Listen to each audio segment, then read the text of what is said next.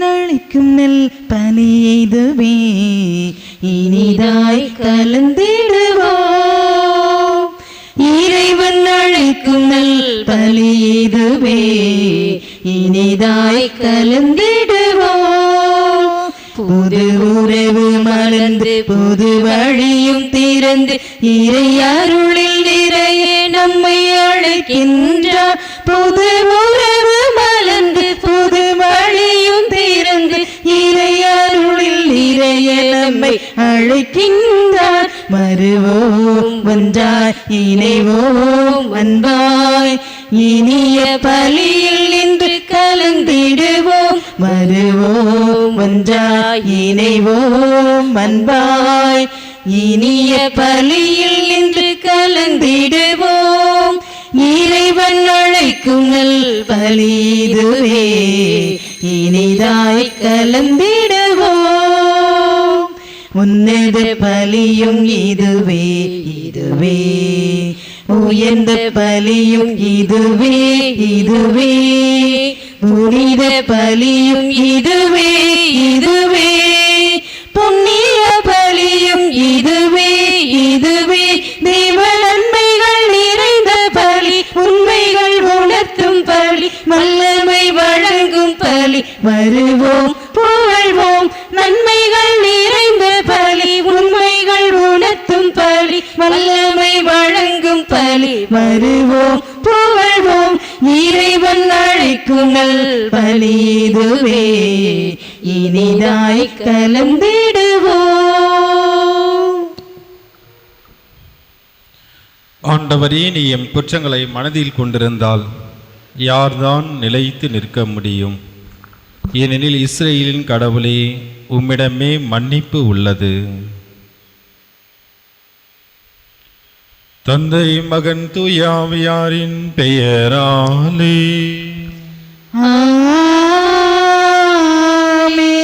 நம் ஆண்டவராகிய இயேசு கிறிஸ்துவின் அருளும் கடவுளின் அன்பும் தூய ஆவியாரின் நட்புறவும் உங்கள் அனைவரோடும் இருப்பதாக. ஆன்மாவோடும் இருப்பதாக.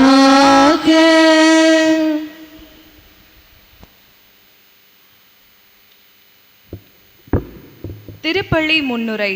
அன்பு இறை மக்களே, ஆண்டின் பொதுக்காலம் 28ஆம் ஞாயிற்று திருப்பலி பாட்டுக்கு வந்திருக்கும் உங்கள் அனைவரையும் மத்தேயு அன்பிய இறைமக்கள் இயேசுவின் நாமத்தில் உங்களை வரவேற்கின்றோம். நன்றி உணர்வு என்பது அழகான இறை நம்பிக்கையின் அடையாளம். அது அனைத்து நன்மைகளும் இறைவனிடமிருந்தே வருகின்றன என்னும் உறுதியை தருகின்றது.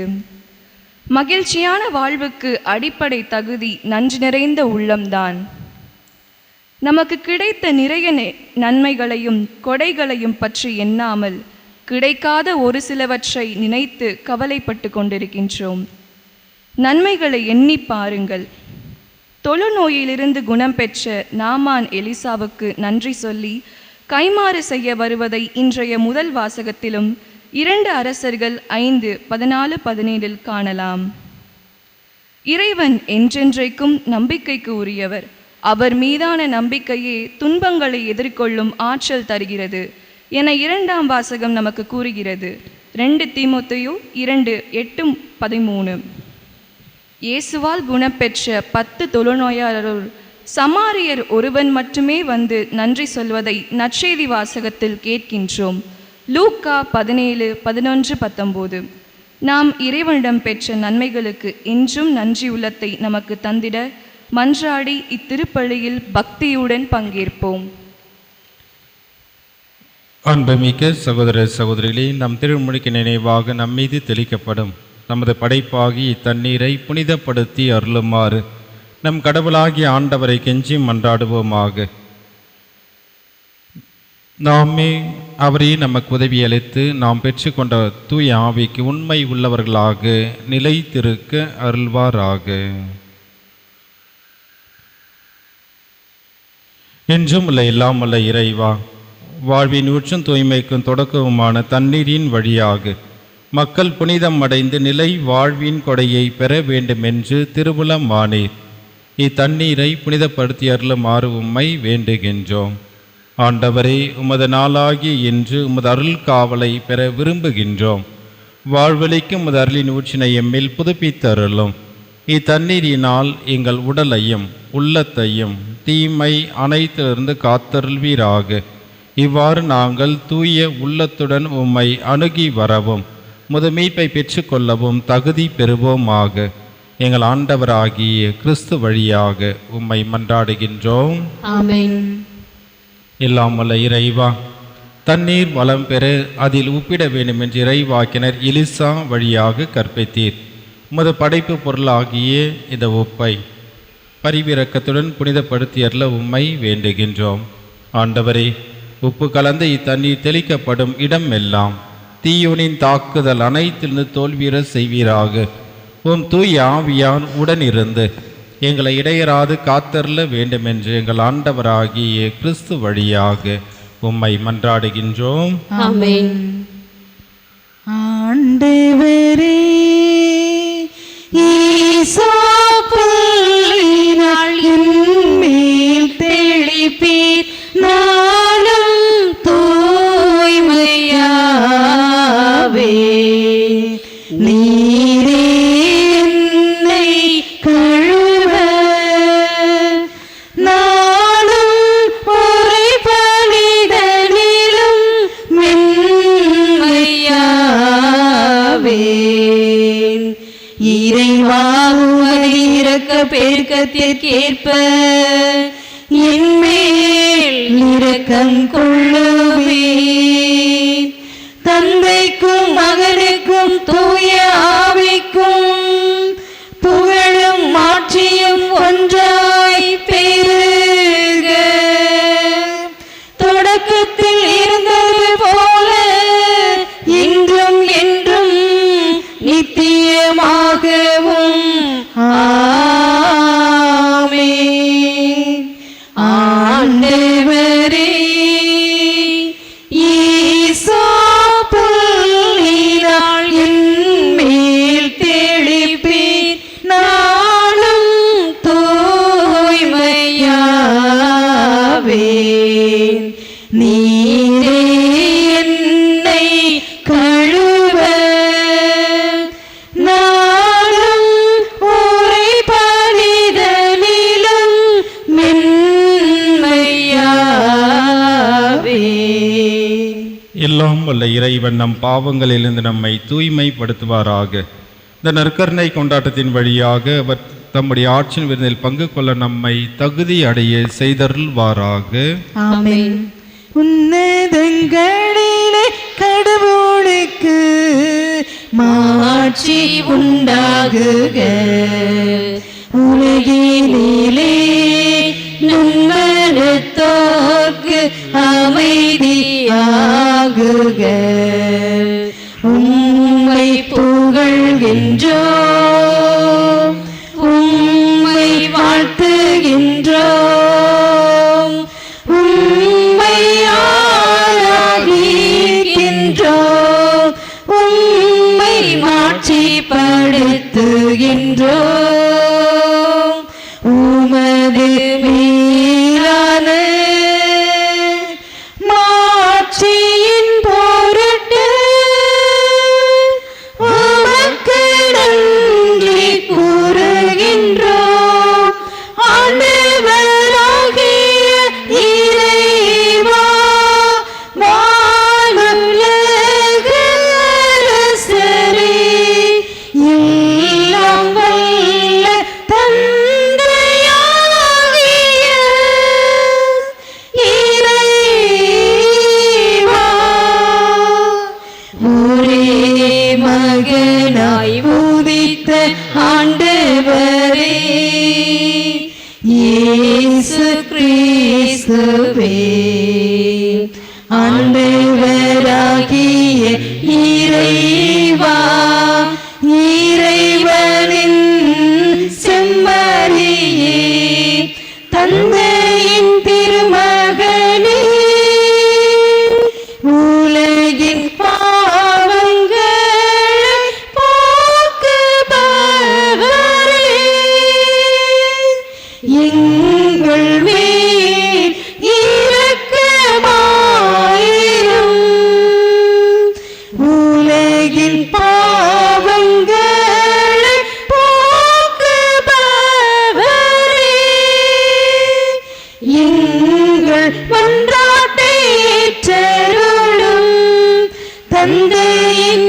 பக்கம் வீற்றிருப்பவரே, எங்கள் மேல் இரக்கமாயிரும்.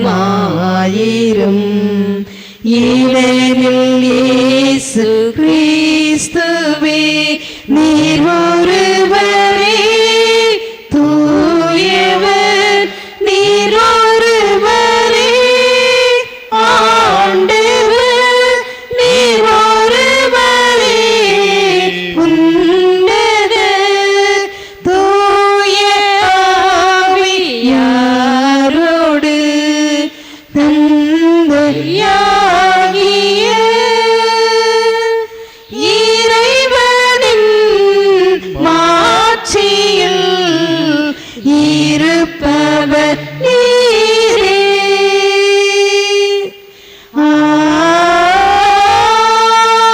ஆமென். ஜெபிப்போமாக. எங்கள் தாயும் தந்தையுமாகி இறைவா, உமது அருள் என்றும் எங்கள் முன் செல்லவும் எங்களை தொடர்ந்து வழிநடத்தவும் நாங்கள் உம்மை வேண்டுகின்றோம். அதனால் நற்செயல் பெறுவதில் நாங்கள் கருத்தாயிருக்கவும் எங்கள் சகோதர சகோதரிகளை நாங்கள் நிறைவாக அன்பு செய்யவும் அருள்வீராக. எங்கள் ஆண்டவராகிய கிறிஸ்து வழியாக உம்மை மன்றாடுகின்றோம். ஆமென்.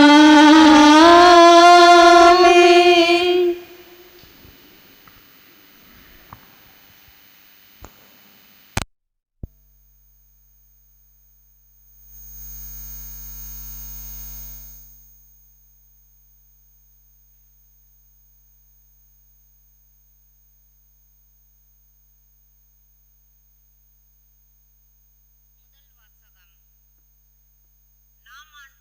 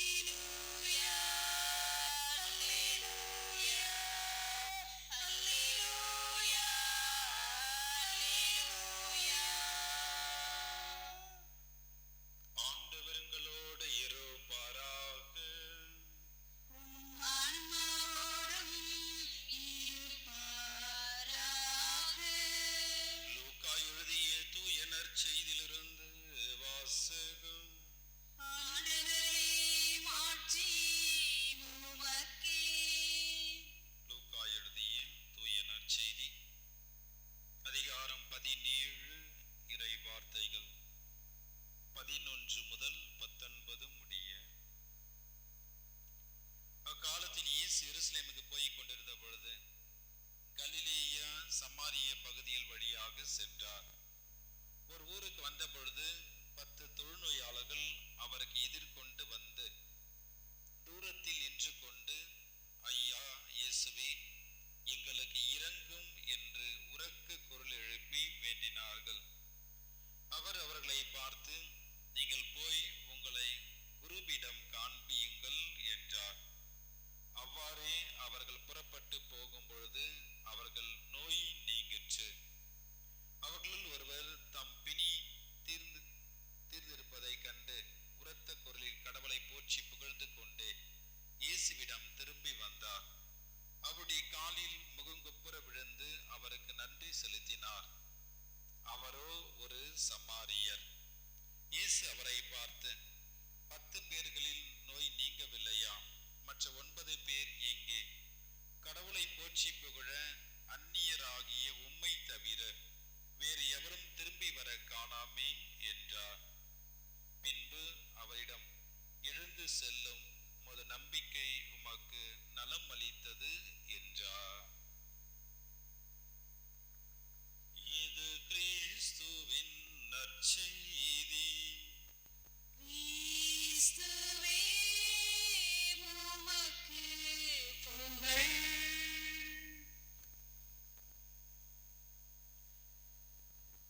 இயேசுவில் பிரியமானவர்களே, தொழுநோய் அன்றையிலிருந்து இன்று வரை சமுதாயத்திலே ஒரு மிகப்பெரிய ஒரு கொடிய நோயாக ஒதுக்கி வைத்து அவர்களை ஏற்றுக்கொள்ள முடியாத அளவுக்கு ஒரு தீண்டத்தகாத கொடுமையான ஒரு நோயாக உள்ளது.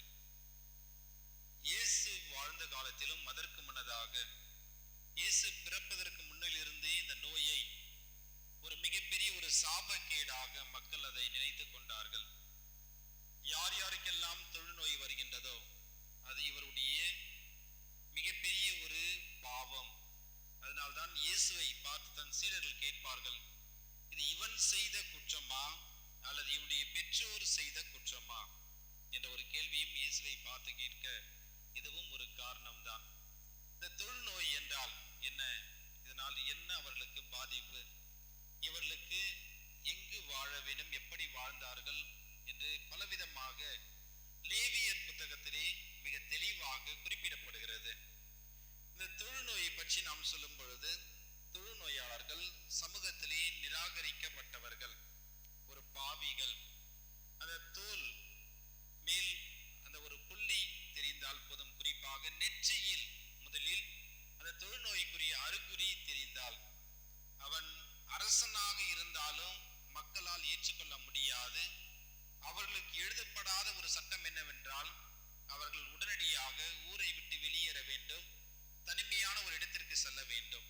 தான் எசையா புத்தகத்திலே மிக அழகாக குறிப்பிடுகிறார். எசையா நூலிலே இருக்கின்ற மன்னர், ஆட்சி செய்கின்ற அந்த மன்னன் ஆண்டவருடைய ஆசீர்வாதத்தில் அதிகமாக நிரப்பப்படுகிறான். ஒரு குறிப்பிட்ட காலம் வந்தவுடனே ஒரு தற்பெருமை அதிகமாக வருகிறது. ஆண்டவரை அவன் அதிகமாக நேசிக்காமல் மனம் போன போக்கிலே வாழ்கிறான். வாழ்கின்ற சூழ்நிலையில் அவனுக்கு கடவுளால் கொடுக்கப்படுகிற ஒரு மிகப்பெரிய ஒரு தண்டனை தொழுநோய்.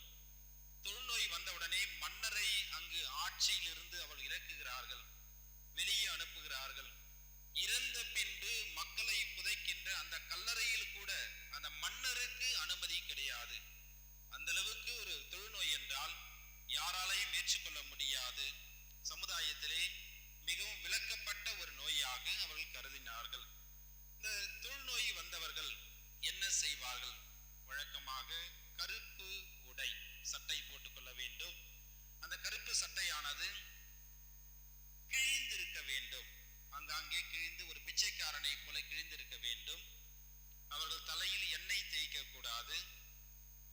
மக்கள் அருகில் வந்தால், ஒருவேளை இவர்களுக்கு தெரியாமல் யாராவது இவருடைய அருகில் வந்தால் உடனடியாக இவர்கள் கத்த வேண்டும்.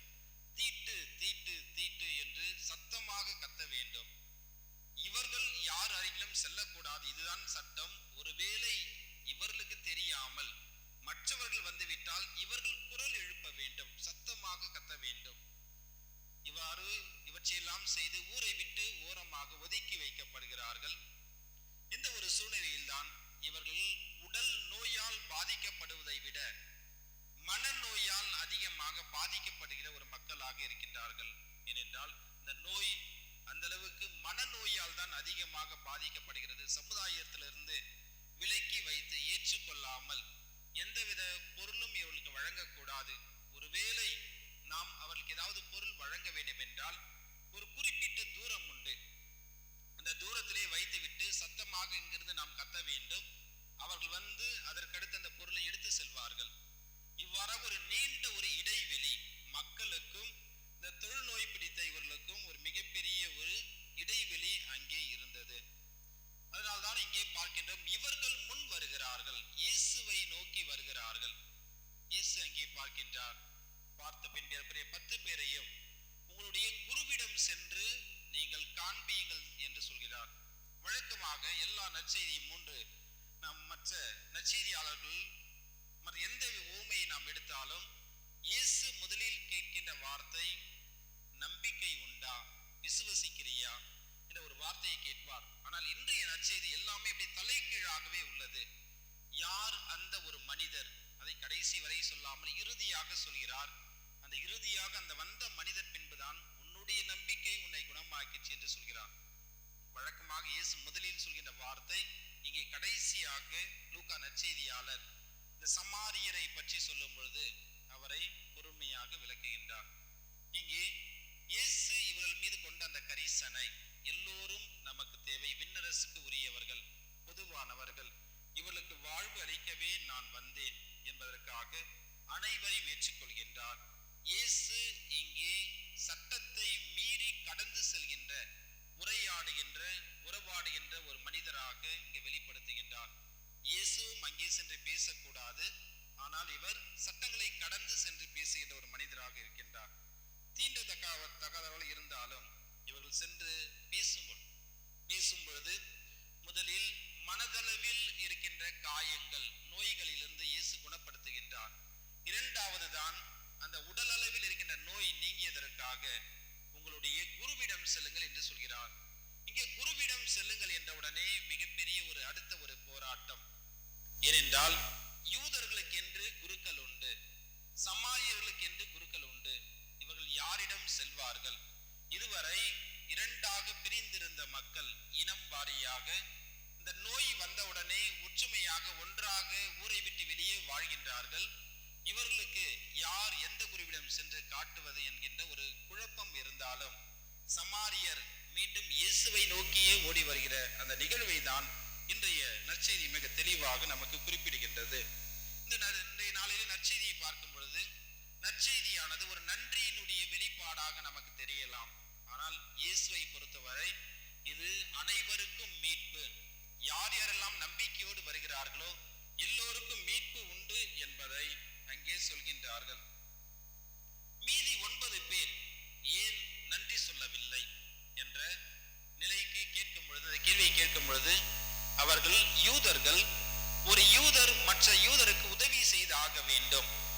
அதனால்தான் இயேசு ஒரு யூதர் தானே, அவர் எனக்கு செய்ய வேண்டிய கடமை தானே அவர் செய்தார், நான் ஏன் அவருக்கு நன்றி செலுத்த வேண்டும் என்ற மனநிலை அந்த 9 பேருக்கு உண்டு. பல நேரத்தில் நம்ம சொல்றோம், என்னுடைய தந்தை இது அவருடைய கடமை, என்னுடைய தாய் அவருடைய கடமை, அவருடைய கடமையை தானே எனக்கு செய்தார், நான் ஏன் நன்றி செலுத்த வேண்டும், நான் ஏன் நன்றி சொல்ல வேண்டும் என்கின்ற பல நேரத்திலே நாம் கேள்வி கேட்கின்றோம். இதே ஒரு நிலைதான் அந்த 9 யூதர்கள், அவர்களுக்கு இவரும் ஒரு யூதர், நானும் ஒரு யூதர், ஒரு யூதர் மற்ற யூதருக்கு உதவி செய்ய வேண்டும் என்பது ஒரு கட்டாயம், அவர் செய்தார், நான் ஏன் அவருக்கு நன்றி செலுத்த வேண்டும் என்கின்ற ஒரு மனநிலையோடு இயேசுவை அவர்கள் மீண்டும் சந்திக்க விருப்பம் இல்லாதவர்களாய் அங்கே அந்த இடத்தை விட்டு வெளியே செல்கிறார்கள். ஆனால் இங்கே நன்றி மிக முக்கியமான ஒரு பண்பு. இது ஒரே ஒரு வார்த்தை மட்டுமல்ல, நன்றி உணர்வோடு ஒவ்வொரு மனிதனும் வாழும் பொழுது ஆண்டவர் செய்கின்ற அனைத்து நன்மைகளுக்காக நான் ஒவ்வொரு நாள் நன்றி செலுத்தும் பொழுது ஆசீர்வாதத்தால் நான் அதிகமாக நிரப்பப்படுகிறேன் என்பதுதான் இயேசுவனுடைய அந்த மைய சிந்தனையாகவும் இன்று நமக்கு உள்ளது. ஆம் பிரியமானவர்களே, இன்றைய நாளிலே வருகின்ற ஆண்டவருடைய அந்த வார்த்தை நன்றி செலுத்த என்கின்ற அந்த வார்த்தையை நாம் சிந்திக்கும் பொழுது நாம் ஒவ்வொரு நாளும் ஆண்டவருக்கு நன்றி செலுத்த வேண்டும். இந்த சமாரியர் என்ற வார்த்தையை பயன்படுத்துகின்றார். சமாரியர் என்றால் யார்? ஏன் இந்த சமாரியர்கள் சமுதாயத்திலே ஓரங்கட்டப்பட்டார்கள், ஏற்றுக்கொள்ளவில்லை? அதனால் ஆனால் ஏன் இயேசு மட்டும் இந்த சமாரியர் நல்ல சமாரியர் என்ற வார்த்தையை முன்னிறுத்து மக்களுக்கு நல்ல பண்புகளை செய்கின்ற ஒரு மனிதராக இயேசு மட்டும் ஏன் இந்த சமாரியர்களை வெளிப்படுத்துகின்றார் என்றால், கிமு 722 அங்கே அசிரியர்கள் ஆட்சி செய்கிறார்கள். வட இஸ்ரேல் மக்களை இவர்கள் கைப்பற்றி தங்களுடைய கட்டுப்பாட்டில் வைக்கின்றார்கள். இந்த குறிப்பிட்ட காலங்கள் முடிந்த பின்பு இந்த இஸ்ரேல் மக்கள் விடுவிக்கப்பட்ட பின்பு தங்களுடைய சொந்த இடத்திற்கு செல்கிறார்கள். ஆனால் ஒரு சிலர் அந்த இடத்திலே இருந்து கலப்பு திருமணம், அதாவது யூதர் அல்லாத பிற இனத்தை திருமணம் செய்து கொள்கிறார்கள். இந்த திருமணம் செய்து கொண்டதால் யூதர்கள் ஏற்றுக்கொள்ளவில்லை. எங்களுடைய இனத்திற்கு நீங்கள் கலகம் செய்து விட்டீர்கள், தூய்மையை எல்லாம் நீங்கள் அழித்து விட்டீர்கள், தீட்டுப்படுத்தி விட்டீர்கள், இனிமேல் எங்களோடு நீங்கள் இணையக்கூடாது, சேரக்கூடாது, எங்களோடு வரக்கூடாது என்று அவர்களை ஒதுக்கி விடுகிறார்கள். இன்னும் சாதாரணமாக சொல்ல போனால் கலப்பு திருமணம் செய்தவர்கள் என்பது ஒரே ஒரு வார்த்தையில் இவர்களை குறிப்பிடலாம். அதனால்தான் சமுதாயத்திலே யூதர்கள் எந்த அளவுக்கு இவர்களை ஓரங்கட்ட வேண்டுமோ, தாழ்த்த வேண்டுமோ ஏற்றுக்கொள்ளாமல் அவர்கள் வழியில் நடந்து செல்ல கூட விருப்பம் இல்லாதவர்களாய் இருந்தார்கள். அதனால்தான் இயேசு இந்த தாழ்த்தப்பட்ட அந்த மக்களை உயர்த்த வேண்டும், அவரிடம் காணப்படுகின்ற நல்ல பண்புகளை மக்கள் போற்ற வேண்டும், புகழ வேண்டும், அதை கற்றுக்கொள்ள வேண்டும் என்பதற்காக தான் விவிலியத்தில் நாம் பார்க்கின்றோம் நல்ல சமாரியர் ஓமை மற்றும் இன்றைய நாளிலே வருகின்ற அந்த சமாரியர், நன்றி உணர்வோடு வாழ்கின்ற அந்த சமாரியர். இது போன்ற அனைத்து நிகழ்வுகளையும் இயேசு முன்னிறுத்தி அவர்களுடைய தன்மைகளை வெளிப்படுத்துகின்றார். நாமும் ஆண்டவர் ஒவ்வொரு நாள் நமக்கு செய்கின்ற அனைத்து நன்மைகளுக்கும் நாம் நன்றி செலுத்துவோம். ஆண்டவருக்கு நாம் தொடர்ந்து நன்றி செலுத்தும் பொழுது ஆசீர்வாதத்தை நிரப்பப்படுகிறோம். நம் தேவைகளை எல்லாம் அவர் நிறைவேற்றுகின்றார். எனவே அதற்கான அருளை வேண்டி நாம் தொடர்ந்து இந்த தெய்வீக பலியிலே நாம் முழுமையாக பங்கு கொண்டு ஜெபிப்போம். ஆமென். அனைவரும் எழுந்து நிற்போம்.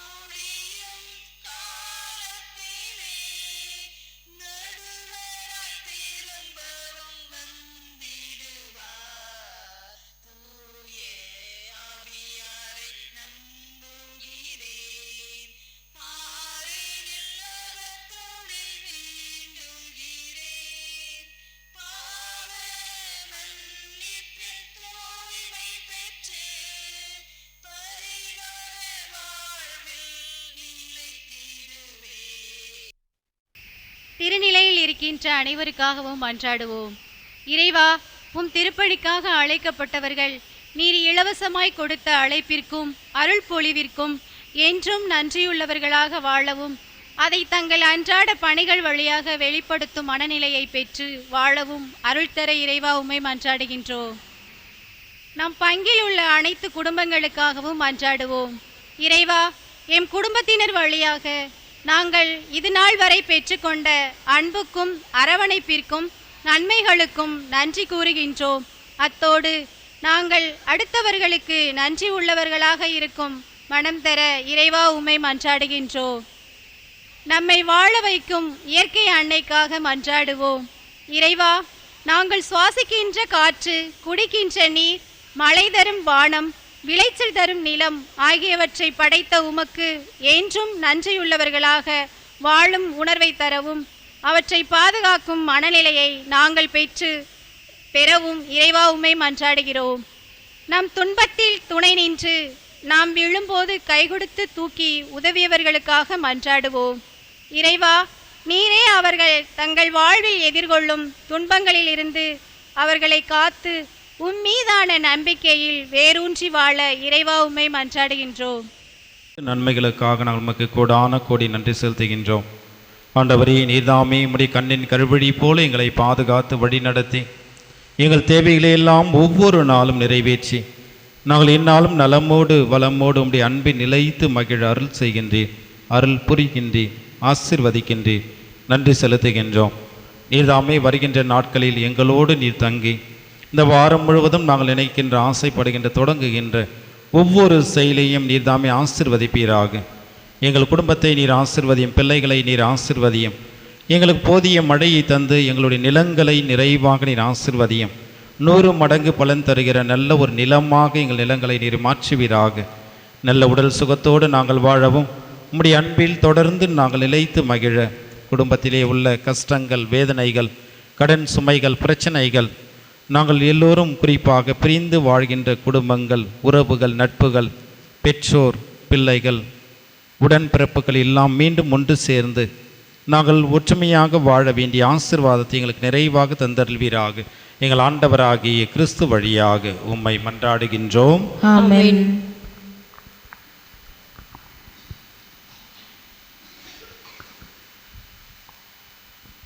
தூயவன் கையில் களிமண்ணான் கொடுத்தேன் என்னை உன்னிடத்தில், எடுத்து உனது விருப்பம் போல் வடிவம் கொடுத்து வளையுமே. தூயவன் கையில் களிமண்ணால் கொடுத்தேன் என்னை உன்னிடத்தில், எடுத்து உனது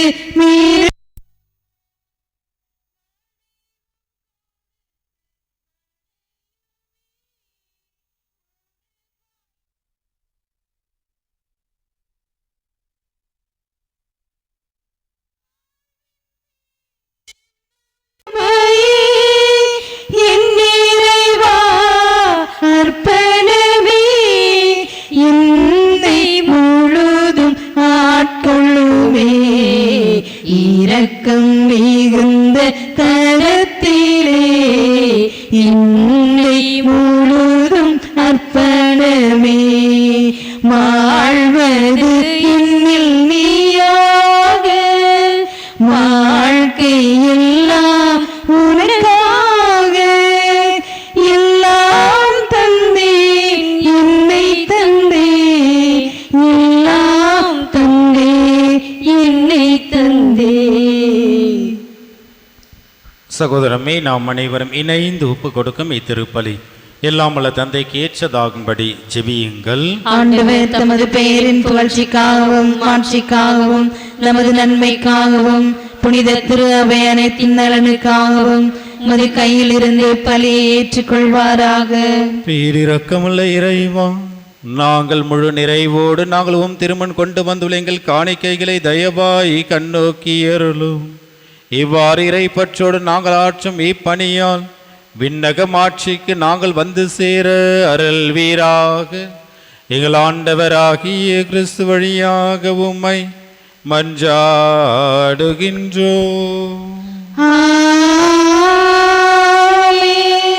ஆண்டவர் உங்களோடு இருப்பாராக.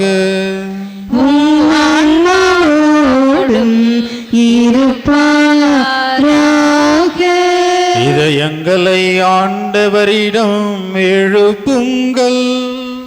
ஆண்டவரிடம் எழுப்பியுள்ளோம். நம் இறைவனாகிய ஆண்டவருக்கு நன்றி கூறுவோம். அது தகுதியும் நீதியும் ஆனது. ஆண்டவரே தூயவரான தந்தை என்று வாழும் இல்லாமல் இறைவா, உம் அன்பார்ந்த மகன் இயேசு கிறிஸ்து வழியாக என்னாலும் இவ்விடத்திலும் நாங்கள் உமக்கு நன்றி செலுத்துவது மெய்யாகவே தகுதியும் நீதியுமாகும், எங்கள் கடமையை மீட்புக்குரிய செயலும் ஆகும். உமது வார்த்தையான அவர் வழியாகவே அனைத்தையும் படைத்தீர், அவரையே மீட்பராகவும் ஈடேற்றுபவராம் எங்களுக்கு அனுப்பினீர். அவர் தூய் ஆவியால் உடலெடுத்து கன்னி மரியாவிடமிருந்து பிறந்தார். அவர் உமது திருவுளத்தை நிறைவேற்றி புனித மக்களை உமக்கு பெற்றுத்தர தம் கைகளை விரித்து பாடுபட்டார். இவ்வாறு அவர் சாவை வென்று உயிர்ப்பை எங்களுக்கு வெளிப்படுத்தினார். ஆகவே வானதூதர் புனிதர் அனைவரோடும் நாங்களும் சேர்ந்து உமக்கு புகழ்ச்சி பண்ணி செய்து ஒரே குரலாய் சொல்வதாவது: தூயவர் தூயவர் தூயவர், வான்படைகளின் கடவுளாம் ஆண்டவர், விண்ணகமும் மண்ணகமும் உமது மாட்சியால் நிறைந்துள்ளன. உன்னதங்களிலே ஒசன்னா, ஆண்டவர் பெயரால் வருகிறவர் ஆசி பெற்றவர். உன்னதங்களிலே ஒசன்னா.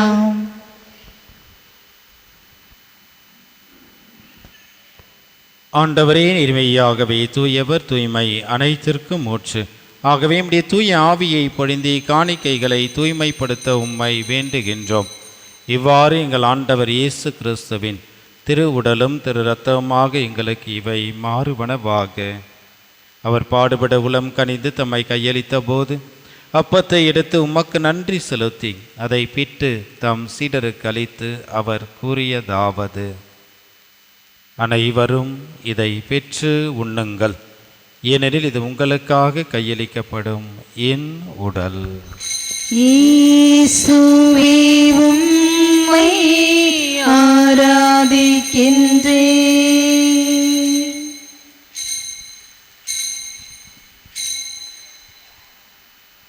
அவ்வனமே உணவருந்திய பின் மகிமை நிறைந்த தம் திருக்கரத்தால் திராட்சை ரசம் நிறைந்த கிண்ணத்தை எடுத்து உமக்கு நன்றி செலுத்தி வாழ்த்துரைத்து தம் சீடர்களுக்கு அளித்தவர் கூறியதாவது: அனைவரும் இதை பெற்று பருகுங்கள், ஏனெனில் இது புதிய நிலையான உடன்படிக்கைக்குரிய என் இரத்தம். இது பாவ மன்னிப்புக்கென்று உங்களுக்காகவும் எல்லோருக்காகவும் சிந்தப்படும். இதை என் நினைவாக செய்யுங்கள். இயேசுவே உம்மை ஆராதிக்கின்றேன்.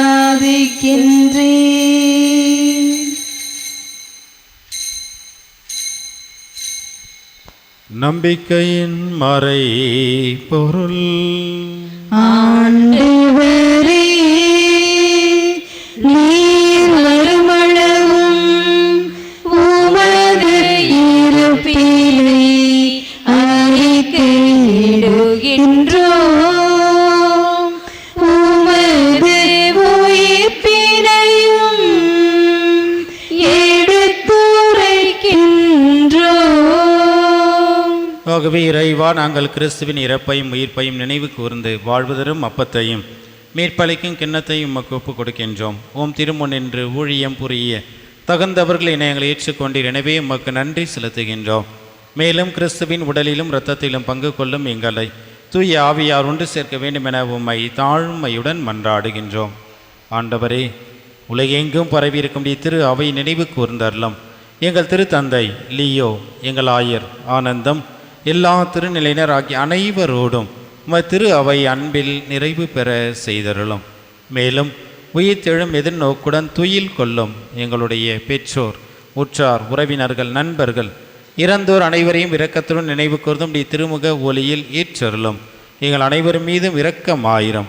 கடவுளின் கன்னி தாயான புனித பெரிய நாயகி, அவருடைய கணவரான புனித சூசையப்பர், புனித திருத்தூதர்கள், மண்ணின் மறை சாட்சி புனித அருளானந்தர், மற்ற புனிதர்கள் அனைவரோடும் நாங்கள் நிலை வாழ்வில் தோழமை கொண்டு உம் திருமகன் இயேசு கிறிஸ்து வழியாக உம்மை புகழ்ந்தேத்தும் வரமர்ல உம்மை மன்றாடுகின்றோம்.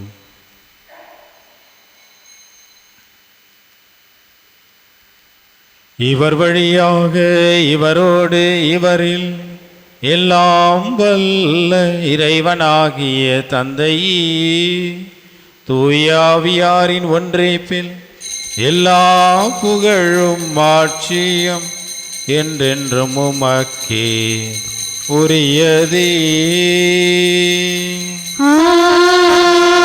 ஆமென். ஆமென்.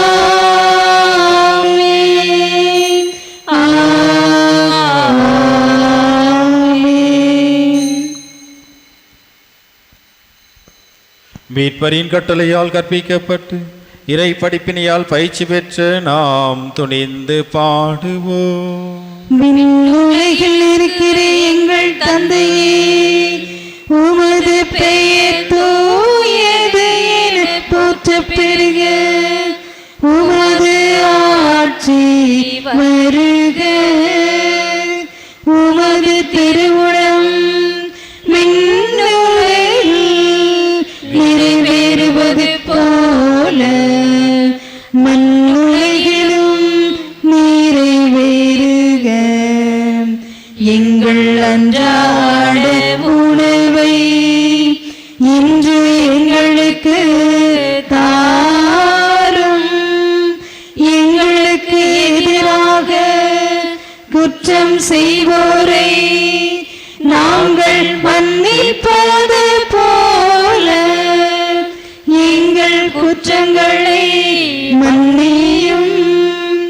எங்களை சோதனைக்கு உட்படுத்தாதேயும், தீமையிலிருந்து எங்களை விடுவித்தருளும். ஆண்டவரே, எங்களை வாட்டி வதைக்கின்ற தீமைகள், தீராத நோய்கள், மனநோய்கள், கடன் சுமைகள் அனைத்திலிருந்தும் எங்களை விடுவித்து எங்கள் வாழ்நாளில் அமைதியை கனிவுடன் அருள உம்மை மன்றாடுகின்றோம்.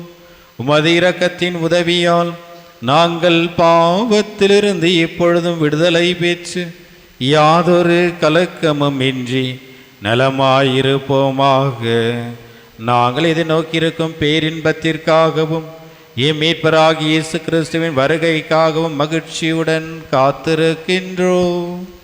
ஏனெனில் ஆட்சியும் வல்லமையும் மாட்சியும் என்றென்றும் உமதே.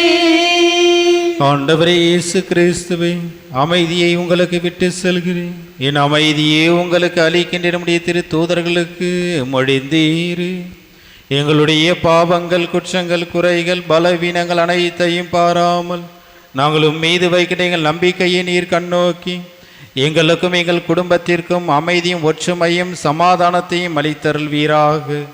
என்றென்று வாழ்ந்து ஆட்சி செய்கின்றவர் நீரே. ஆமென். ஆண்டோடைய அமைதி உங்கள் அனைவரோடும் இருப்பதாக. உம் ஆன்மாவோடும் இருப்பதாக. நம் ஆண்டோடைய அமைதியும் சமாதானத்தையும் ஒருவர் மற்றோடு பகிர்ந்து மகிழ்வோம். சமாதானம். உலகின் பாவங்களை போக்கும் இறைவனின் செம்மறியே, எங்கள் மேல் இரக்கமாயிரும். உலகின் பாவங்களை போக்கும் இறைவனின் செம்மறியே, எங்கள் மேல் இரக்கமாயிரும். உலகின் பாவங்களை போக்கும் இறைவனின் செம்மறியே, எங்களுக்கு அமைதியை அளித்தருளும். ஆண்டவராகிய இயேசு கிறிஸ்துவே, நாங்கள் உட்கொள்ளும் உடைய திரு உடலும் திரு இரத்தமும் எங்களை நீதி தீர்ப்புக்கும் தண்டனைக்கும் உள்ளாக்காமல் உமது பரிவிரக்கத்தினால் எங்கள் மனதுக்கும் உடலுக்கும் பாதுகாப்பாகவும் நலம் அளிக்கும் அருமருந்தாகவும் இருப்பதாக. இதோ இறைவனின் செம்மறி, இவரே உலகின் பாவங்களை போக்குகின்ற உயிருள்ள தெய்வம். ஒவ்வொரு நாள் நம்மை பாதுகாத்து நம் தேவைகளை எல்லாம் நிறைவேற்றி நாம் என்னாலும் நலமோடும் இவருடைய ஆசீர்வாதத்தில் நிரப்பப்பட காத்து கொண்டிருக்கின்றவர் இவரே. இவருடைய திருவிருந்துக்கு அழைக்க பெற்ற நாம் அனைவரும் பேறு பெற்றோர். ஆண்டவரே, நீர் என்னிடத்தில் எழுந்தருளி பெற நான் தகுதியற்றவள். ஆனால் ஒரு வார்த்தை மட்டும் சொல்லியருளும், எனது ஆன்மா நலமடையும்.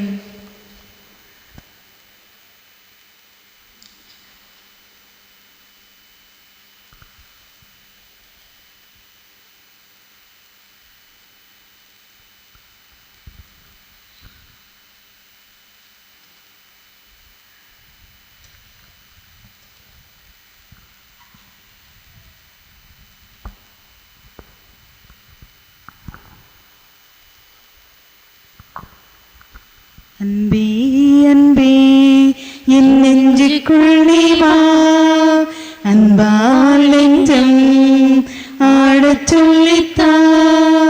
அன்பே அன்பே என் நெஞ்சுக்குள் நீ வா, அன்பால் நெஞ்சம் ஆடச் சொல்லித்தா. இழை எந்தன்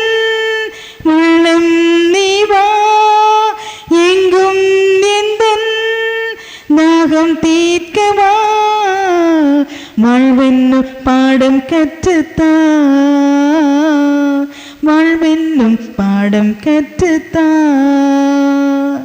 அன்பே அன்பே என் நெஞ்சுக்குள் நீ வா, அன்பால் நெஞ்சம் ஆடச் சொல்லித்தா. தாய் போல நீயும் தாலாட்டு பாடி, சீயாக நீயும் சீராட்டினாய். நீ தேடிச் செல்லும் மான் போல நானும் உன் பாதம் சேர வழி காட்டினாய். நீ இல்லை என்றால் நானும் இல்லையே, நீ இன்றி போனால் வாழ்வும் இல்லையே. நீதானே எந்தன் வாழ்வின் செல்வமே, நீ இன்றி வாழ்வில் எல்லாம் சோகமே. வீழ்கின்ற நேரங்கள் விதையாக மடிந்தாலும், எழுகின்ற நேரங்கள் புது வாழ்வின் பாதைகள். வாழ்வென்னும் பாடம் கற்றுத்தா, வாழ்வென்னும் பாடம் கற்றுத்தா. அன்பே அன்பே என் நெஞ்சுக்குள் நீ வா, அன்பால் நெஞ்சம் ஆடச் சொல்லித்தா. நிலவென்னும் கண்கள் நீ போகும் வேளை, நிலமாக நின்று தாங்கிக் கொள்வாய். மலச்சோலை நானும் மலராக போனால், மழையாக என்னில் மனம் சேர்க்கவா. நீ இல்லை என்றால் இன்பம் சேருமா, நீ என்னுள் சேர்ந்தால் சோகம் தங்குமா.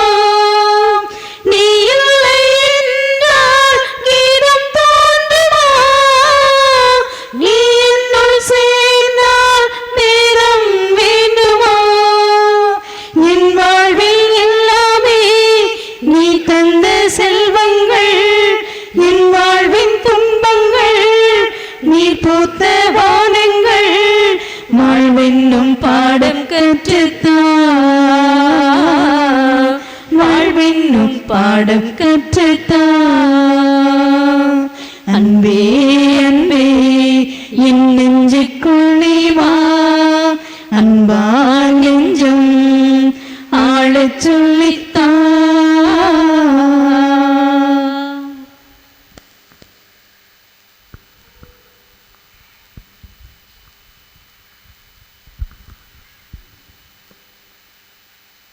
கிறிஸ்துவின் ஆன்மாவே என்னை புனிதப்படுத்தி அருளும். கிறிஸ்துவின் திருவுடலை என்னை மீட்டருளும். கிறிஸ்துவின் திரு இரத்தமே எனக்கு எழுச்சியூட்டி அருளும். கிறிஸ்துவின் விழாவிலிருந்து வழிந்தோடிய தண்ணீரே என்னை கழுவி அருளும். கிறிஸ்துவின் பாடுகளே என்னை தேற்றி அருளும். ஓ நல்ல இயேசுவே, எனக்கு செவிசாய்த்தருளும். உம் திருக்காயங்களுள் என்னை மறைத்தருளும். உம்மிடமிருந்து என்னை பிரிய விடாதேயும். தீய பகைவரிடமிருந்து என்னை காத்தருளும். எனது இறப்பின் வேளையில் என்னை அழைத்தருளும். உம்மிடம் வர எனக்கு கட்டளையிட்டருளும். உம் புனிதர்களோடு எக்காலமும் உம்மை புகழச் செய்தருளும். ஆமேன்.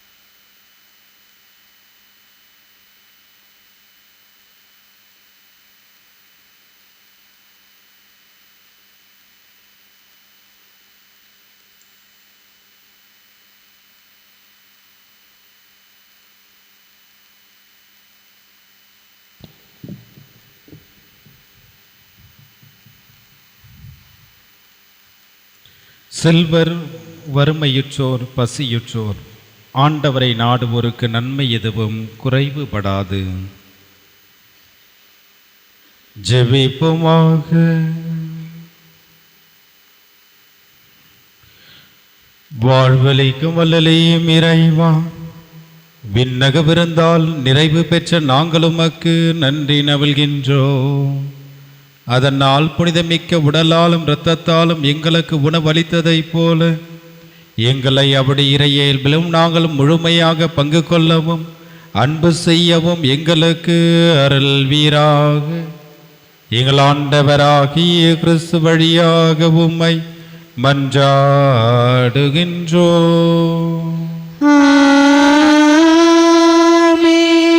ஆண்டவருங்களோடு இருப்பாராக.